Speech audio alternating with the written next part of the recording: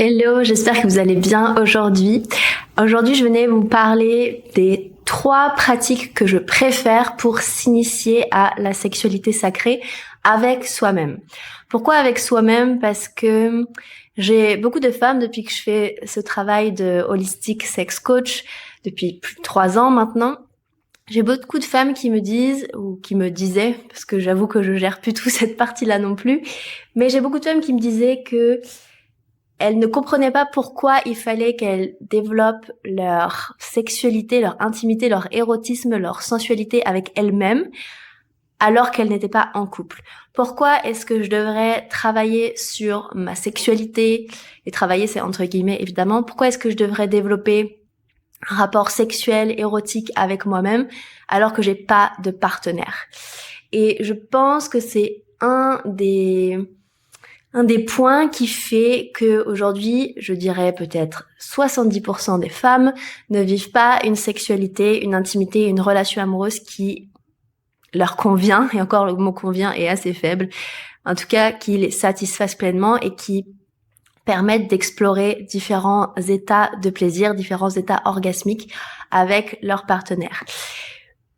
Personnellement, j'ai pu remarquer que si moi, dans mon quotidien, je suis pas connectée, même de manière très subtile, on n'a pas besoin d'être en train de jouir toute la journée, on est d'accord, même si tu veux, c'est ok, mais c'est pas obligatoire. Mais en tout cas, si toi, personnellement, avec toi-même, dans ton quotidien, hors du sexe, hors de la sexualité avec toi ou avec quelqu'un, si t'as pas cette subtile connexion à des états de plaisir, même doux, comme par exemple, je prends toujours l'exemple de quand tu te brosses les cheveux, quand tu te mets de l'huile sur le corps, quand tu prends ta douche, quand tu manges, etc., etc.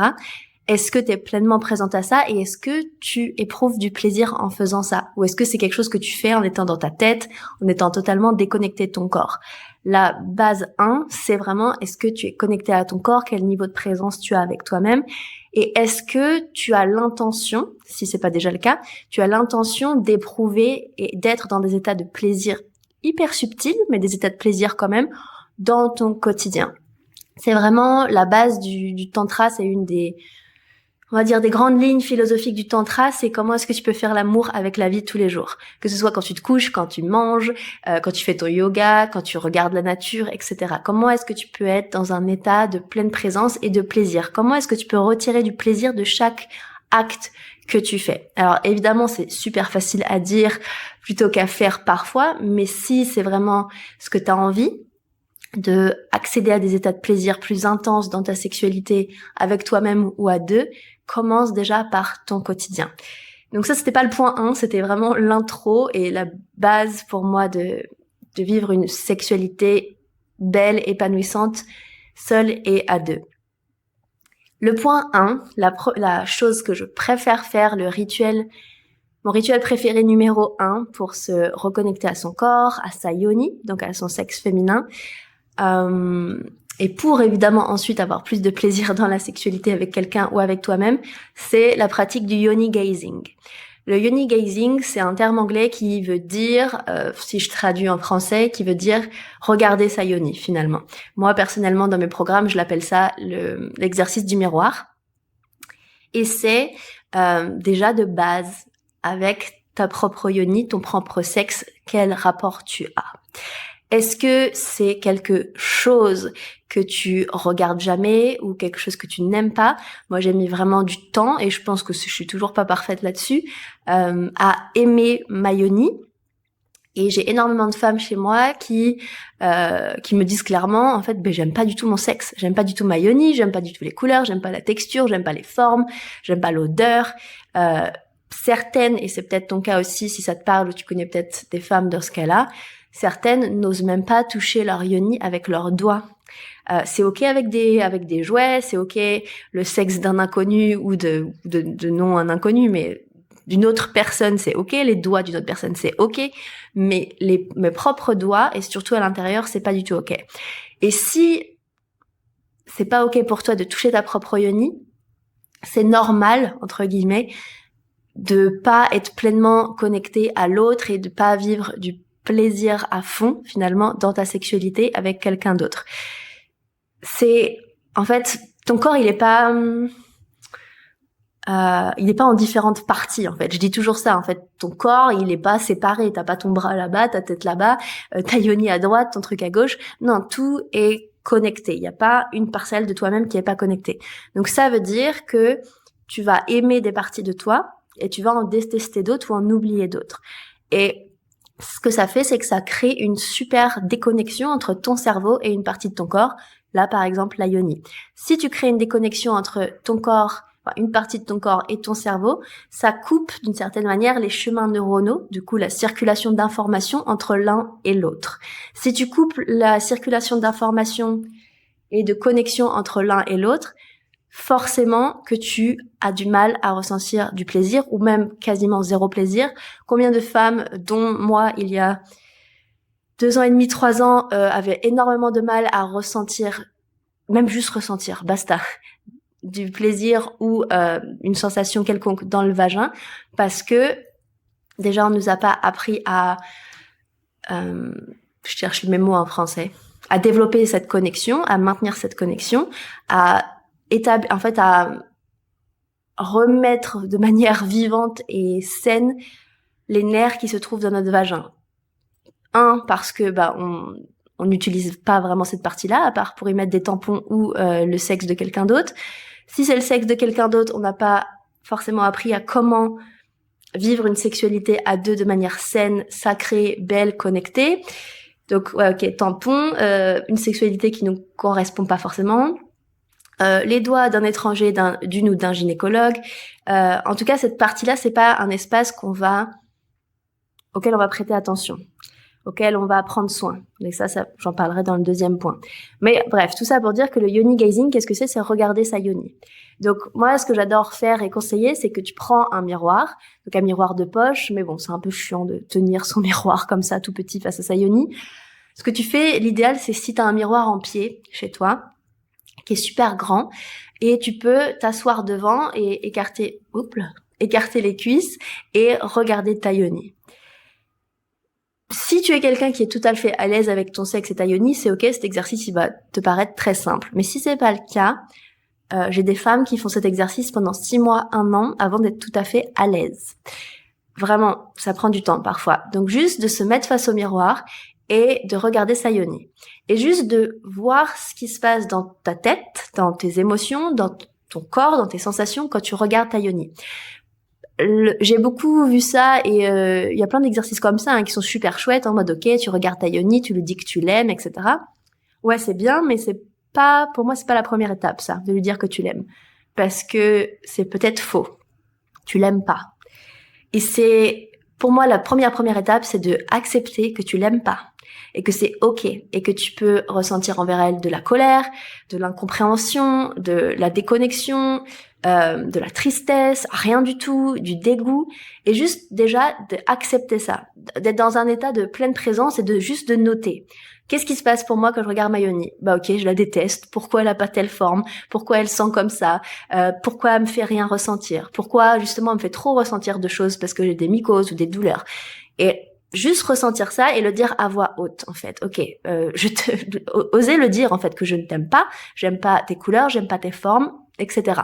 Vraiment dire à voix haute à ta yoni ce que tu ressens. Mais ça, c'est pas pour te faire du mal. Il faut vraiment trouver l'équilibre entre là, je suis dans un exercice, un rituel avec moi-même pour faire circuler l'énergie, la vraie énergie à laquelle je connecte en premier en moi quand je regarde ma yoni. Parce que ça sert à rien de dire je t'aime, je t'aime, je t'aime, je t'aime si en fait à la surface t'as je te déteste, je te déteste, je te déteste. Ton je t'aime, il va pas vraiment avoir un impact et tu vas être un peu en dissociation avec ce qui se passe vraiment à l'intérieur de toi. Parce que c'est pas ce qui se passe à l'intérieur de toi, là. C'est bien de faire des affirmations positives, etc. Mais quand tu sais dans quel état tu es vraiment, ta vérité, en fait, intérieure du moment. Et là, peut-être qu'aujourd'hui, ta vérité intérieure du moment, c'est je te déteste. Et j'ai de la haine contre toi, etc., etc. Donc, juste de le dire dans un état de neutralité. C'est peut-être un peu tôt comme exercice pour certaines femmes. Donc, je trouve ça chouette d'être accompagnée quand tu fais ça, ou en tout cas d'avoir un groupe de femmes à qui tu peux en parler. Parce que ça peut être très, très fort comme exercice pour toi. Juste avant de faire cet exercice, fais quelque chose que tu aimes. Par exemple, danser, méditer, faire du yoga, t'ancrer. Une manière de t'ancrer, d'être dans ton corps et d'accroître ton taux de présence avec toi-même. Et juste, tu sais, quand tu te regardes faire, quand tu t'analyses, t'es à la fois en train d'être super calme dans ton corps et à la fois en train de regarder une situation et même peut-être de ressentir comment tu te sens dans cette situation. Ben là, c'est un peu pareil.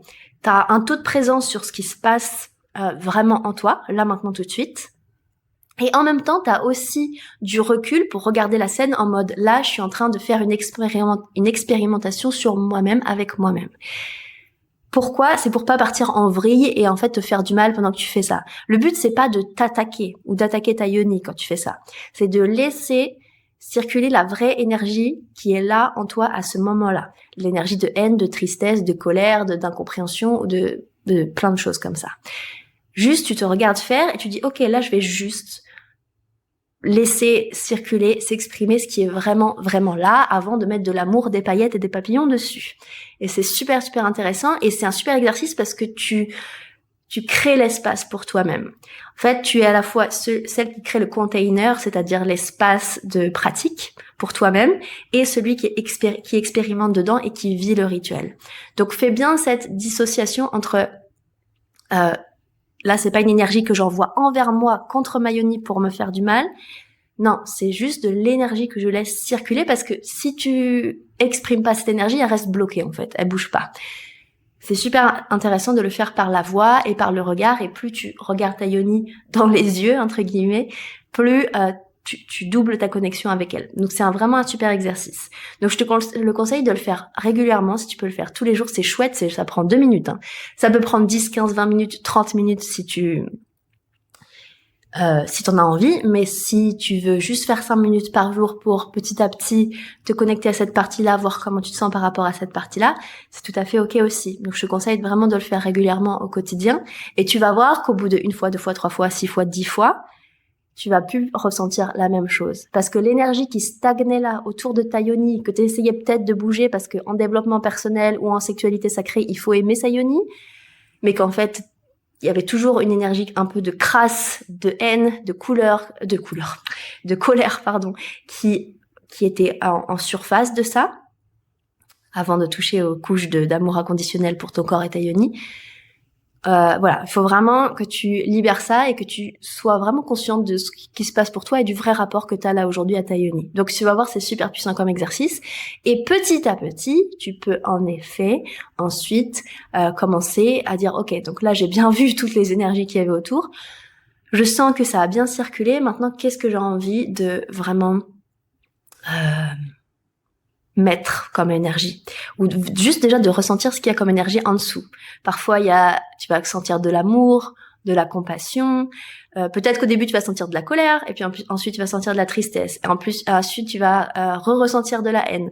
Ensuite, tu vas ressentir de l'incompréhension. Ensuite, tu vas ressentir de la compassion. Ensuite, de l'amour, etc., etc. Couche par couche, tu descends, en fait. Et c'est vraiment un des plus beaux travaux que tu peux faire avec ton corps et ta yoni.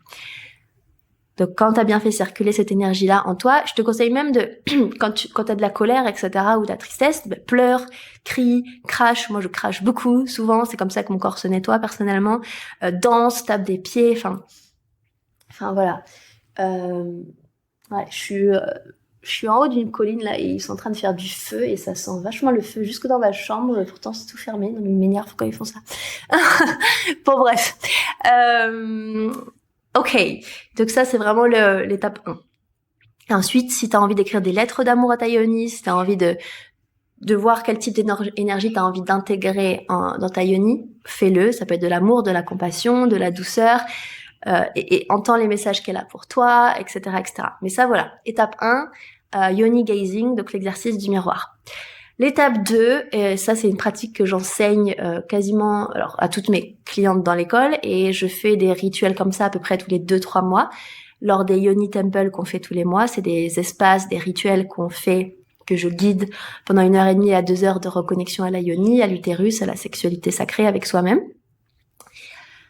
C'est la réflexologie vaginale. ou le massage de la yoni. Mais si j'utilise le terme réflexologie vaginale, c'est parce que c'est une pratique qui est inspirée de l'énergétique chinoise, de la médecine chinoise et donc de la sexologie taoïste. Le Tao, entre parenthèses, c'est une pratique, enfin un courant pardon, qui ressemble vraiment au tantra, sauf que ça vient de Chine et le tantra ça vient d'Inde. Bon, évidemment, on pourrait faire une masterclass d'1 heure de la différence entre le Tao et le tantra. Et une masterclass d'1 heure pour dire qu'il y a très peu de différence entre le Tao et le Tantra. Mais c'est juste que ça vient de 2 pays différents à peu près. Dans tous les cas, c'est une pratique qui vise premièrement, à libérer beaucoup de traumas et d'énergie stagnante dans ta yoni. Donc, surtout au niveau des tissus de ton vagin, l'entrée de ton vagin et le col de ton utérus. Donc, en réflexologie chinoise, que ce soit la réflexologie plantaire ou la réflexologie vaginale, ou n'importe quel espace de ton corps au niveau de la réflexologie, on se base sur le fait que chaque espace dans ton corps ou dans tes pieds ou dans ton vagin est relié à un organe précis, un élément précis, donc éléments terre, eau, feu, métal, bois, etc., une émotion précise et des types de traumas précis. Par exemple, l'entrée du vagin et à peu près une phalange à l'intérieur du vagin sont reliés au rein, donc à l'énergie de l'eau et si cet espace est comment dire en français, n'est plus en équilibre, on va dire, t'as souvent des irritations au niveau du vagin et donc c'est le contraire de l'eau, c'est l'énergie du feu qui est là. Bref, là je vais pas faire un cours là-dessus, j'en fais régulièrement tous les 2-3 mois si vous voulez rejoindre ça. Mais en gros, la réflexologie vaginale, ça a 2 principalités, je sais pas si c'est le bon mot, ça a 2 effets. En fait, c'est en effet d'aller nettoyer et purifier les organes de ton corps, les glandes principales de ton corps, les reins, le foie, la vessie évidemment, les poumons, le cœur, la rate, le pancréas, etc. Les taoïstes, ils se basent sur le fait que tu peux devenir immortel. Donc moi j'apprends pas l'immortalité évidemment, j'apprends juste la réflexologie vaginale, mais en gros que tu peux devenir immortel si tu prends soin de tous tes organes, si tes organes ne sont jamais malades, jamais fatigués, jamais abîmés, jamais voilà, que tout va bien, que tu t'en occupes bien, tu ne peux pas mourir. Bon. Au-delà de ça, ce que tu fais, c'est quand tu fais de la réflexologie vaginale, tu viens en fait nourrir énormément tes organes et nettoyer tes organes. Et tes organes et tes glandes principales dans ton corps, elles sont situées où? Elles sont situées au niveau de tes 7 chakras principaux. Donc tu viens nettoyer tes chakras, tu viens nettoyer tes traumas, tu viens nettoyer les énergies stagnantes dans ton corps en utilisant des points d'acupuncture, d'acupressure dans ton vagin. Donc ça c'est génial.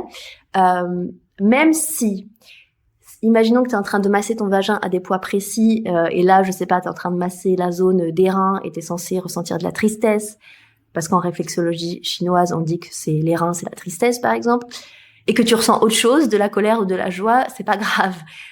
C'est vraiment... voilà, là, c'est vraiment histoire de connaître la réflexologie, la médecine chinoise, mais tu peux ressentir plein de choses différentes dans ta yoni. Donc, il y a l'aspect holistique de ça, prendre soin de ton corps, et autre chose, et ça c'est la partie que je préfère, hop là, c'est la partie que je préfère, c'est nettoyer, libérer et surtout assouplir, on va dire, les énergies qui stagnent dans ton vagin et dans tout ton bol pelvien. Quand tu masses l'intérieur de ta yoni, déjà tu te rends compte que ton vagin, c'est pas un canal qui ne bouge pas. Non, quand tu masses tout l'intérieur de ta yoni, tu as accès à absolument tout ton bol pelvien, à tous les nerfs de ton bol pelvien, que ce soit au niveau du rectum, que ce soit au niveau de l'utérus, du col de l'utérus, de ta vessie, de tous les tissus en fait et de tous les muscles qui sont à l'intérieur de ton bol pelvien, de tes os pelviens. Et tu peux, à l'intérieur de ta yoni, aller toucher jusqu'à la base de ta colonne vertébrale, tu peux toucher tout le dessous des os de ton pubis à l'avant, même sur les côtés, tu peux avoir accès à tous les nerfs qui tiennent ton vagin, à ton sacrum, à ton coccyx, etc., etc. Donc, quand tu masses vraiment en profondeur l'intérieur de ta yoni, ce qui se passe, c'est que tu as un impact sur tout ton bol pelvien. Pourquoi? C'est super important. Ça va ramener des fluides, du sang, de l'oxygène, des nutriments, de la lymphe dans ces muscles-là, ces tissus-là, et donc dans ton vagin aussi. Ton vagin, il est... relié et connecté à des centaines de milliers de nerfs et de canaux énergétiques et lymphatiques et sanguins. J'en parlais hier même, je faisais un Yoni Temple sur ça, un rituel de réflexologie vaginale. Où je vous montre voilà plein de schémas différents où vous voyez à quel point il n'y a pas que votre clito qui a des nerfs et qui est capable de ressentir. Il y a tout l'intérieur de votre vagin, tout votre col de l'utérus qui est lui relié au nerf vague, le nerf vague qui contrôle absolument toutes les glandes de votre corps, qui est relié à votre glande pinéale aussi. Donc c'est pas juste un massage de la yoni, donc c'est un bon massage de la yoni, comme si tu massais en effet, je sais pas moi, ton dos, tes fesses, tes bras, qui ont des tensions et qui ont besoin d'être relaxés. Donc quand tu masses ta yoni, ça fait ça, mais ça vient aussi amener énormément d'oxygène, de nutriments et de fluides. Donc quand tu as un plancher pelvien qui est trop tendu, beaucoup de femmes pensent qu'elles ont un plancher pelvien trop relâché suite à un accouchement par exemple, ou juste à une entre guillemets mauvaise hygiène de vie. En fait, votre bol pelvien n'est jamais trop relâché. Parce que sinon, ça veut dire que tous vos organes seraient en train de descendre et de tomber et de partir en prolapsus.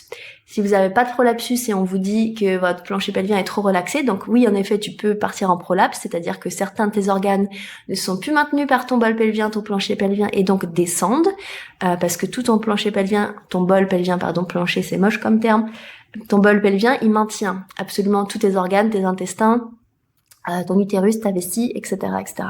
Il y a énormément de femmes qui partent en prolapse parce que justement leur plancher pelvien est trop relâché en fait.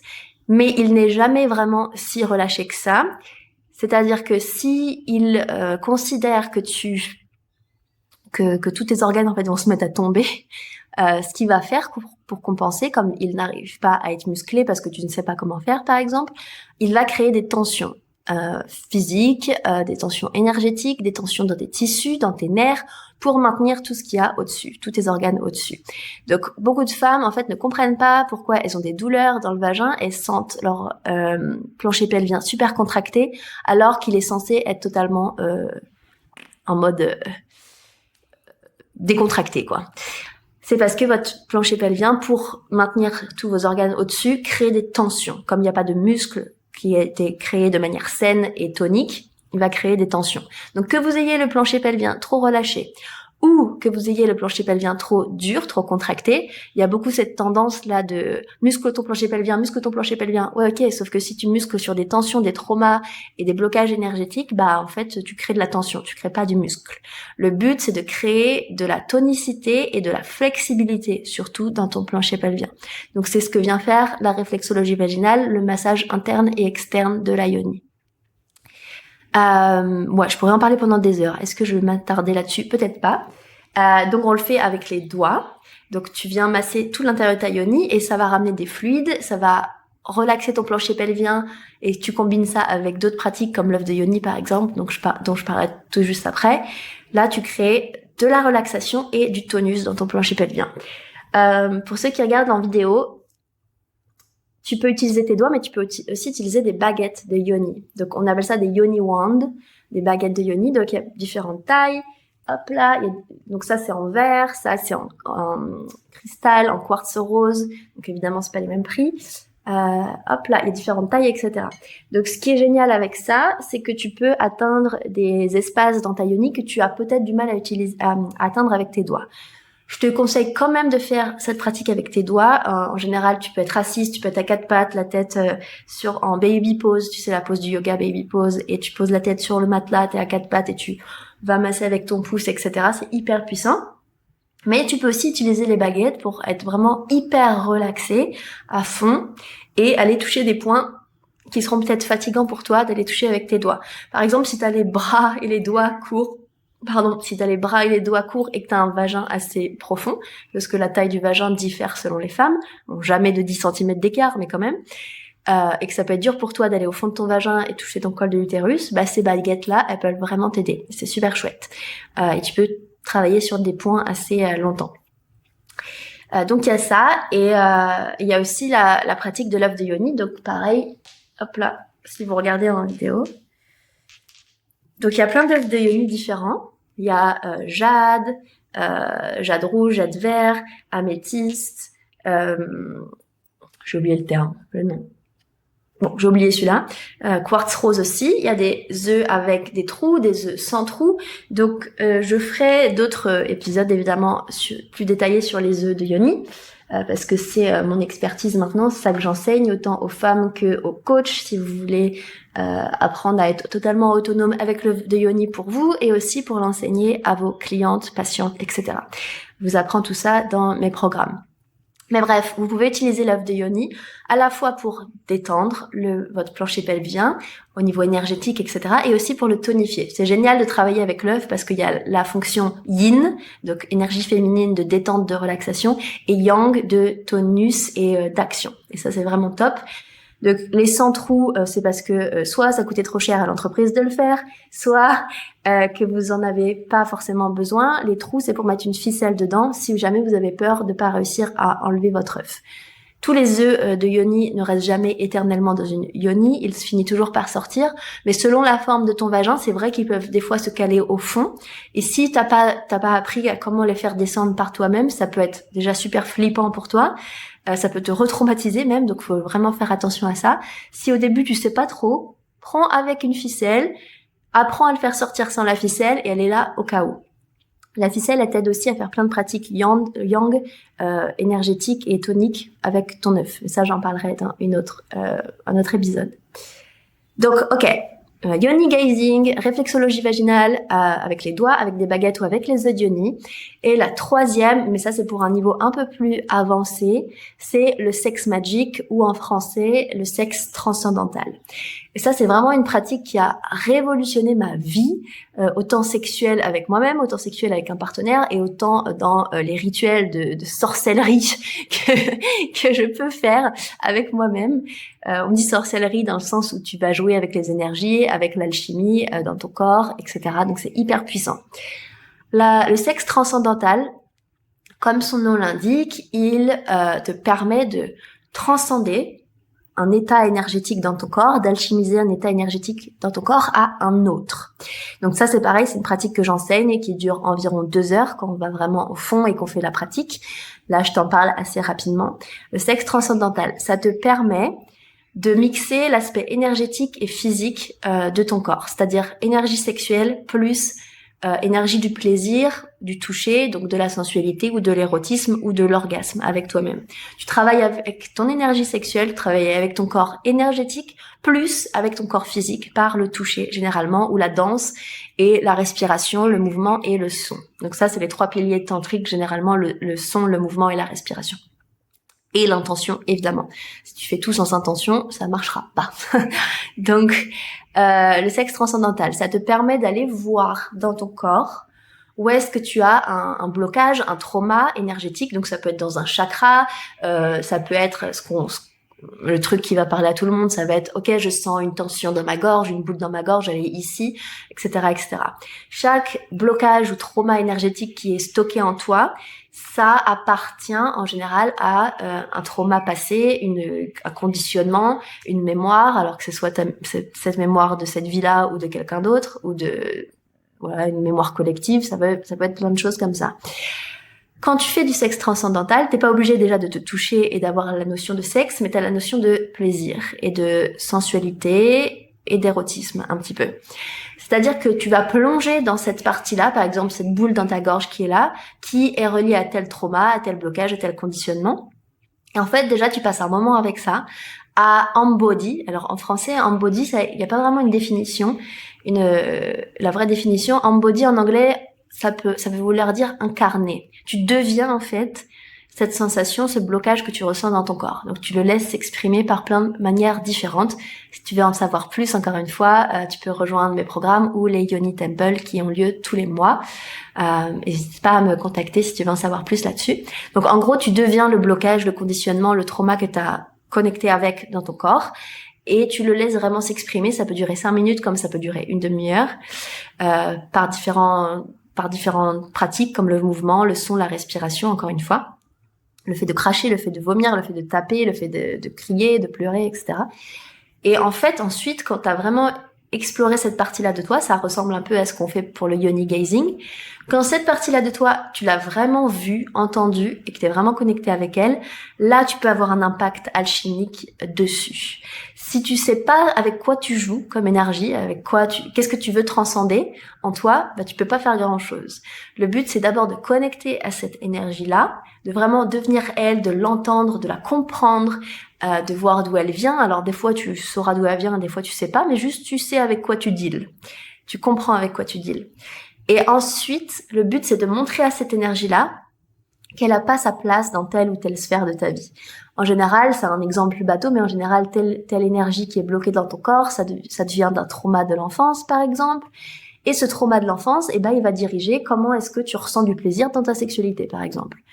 Mais cette fille, si on considère que tu es une femme, cette petite fille qui a peut-être ce trauma de 6 ans, il contrôle aujourd'hui ta vie sexuelle d'une femme de 35 ans. Et cette partie-là de toi, elle a rien à faire dans cet espace-là, aujourd'hui, dans ta sexualité, dans la relation aux hommes, par exemple. Le but, c'est de la remettre à sa place, en fait, au bon endroit dans ton corps, et lui redonner son vrai rôle, sa vraie place, qui est d'être une petite fille. Et à la place de ça, donc, il faut que tu arrives à connecter à un archétype en toi, un aspect de toi, qui elle a sa place et qui peut gérer maintenant ta sexualité. On va dire l'archétype de ta femme sensuelle, de ta femme sauvage, de ta femme érotique, voilà. Et plus tu connectes à cette partie-là, donc à cette énergie-là qui est déjà en toi, plus tu connectes, plus tu la développes, plus elle reprend sa place, ou elle prend sa place, parce qu'elle a peut-être jamais pris sa place en toi. Elle prend sa place pleinement en toi. Et tu fais plein de pratiques pour t'y reconnecter, etc., pour que ce soit elle maintenant qui soit là et que ton cerveau et tout ton corps, toutes tes cellules la choisissent elle dans ta sexualité plutôt que choisir la petite fille traumatisée. Donc en fait, tu recrées à l'intérieur de toi une réalité. Et pourquoi on appelle ça sexe magique, sexe transcendantal? C'est parce que tu viens mixer ça avec une notion de plaisir. Ça peut être en touchant ta yoni, en touchant tes seins, en caressant ton corps, en dansant, en faisant quelque chose qui est plaisant et sécure pour ton système nerveux. Parce que si tu fais des pratiques ou des rituels, par exemple, j'ai un exemple cliché, mais des stages chamaniques où tu vas au tambour super fort et tout le monde crie dans tous les sens et il y a zéro pratique de ressourcement ou d'apaisement du système nerveux, on est juste en train de cracher nos traumas comme je sais pas quoi, mais il n'y a pas la partie où en fait tu viens apaiser ton système et ressentir de la sécurité dans ton corps. Ça, c'est pas du tout bon, enfin selon moi et de l'expérience que j'ai, évidemment. Ça peut être bien de temps en temps, mais la vraie pratique qui a un impact vraiment puissant et qui reste, c'est quand tu es à la fois en train de cracher tes traumas comme jamais et en même temps être capable en quelques secondes, en quelques minutes, de revenir à un état de stabilité, de sécurité et de plaisir dans ton système. Parce que sinon, ton système, il va assimiler, encore une fois, soit il va se retraumatiser par-dessus le trauma qu'il y a déjà, soit